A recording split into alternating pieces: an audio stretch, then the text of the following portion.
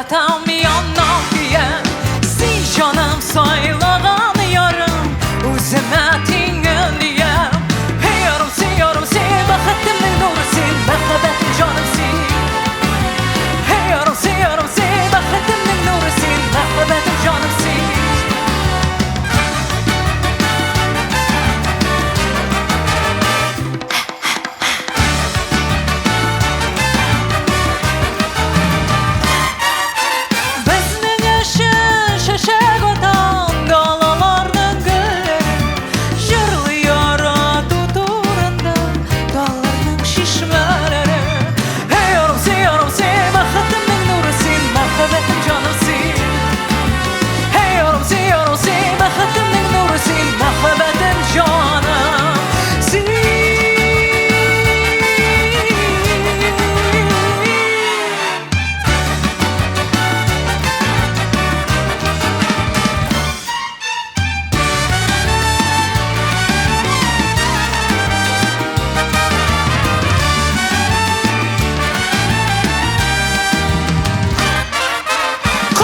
Nurları başkaşa yaktırak yannak gibi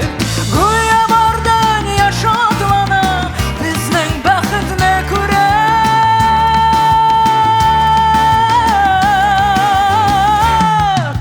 Hey yarım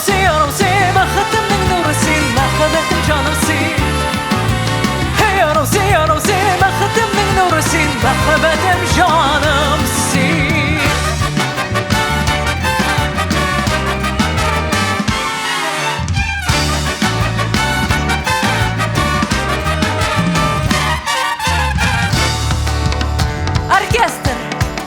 Kızlar,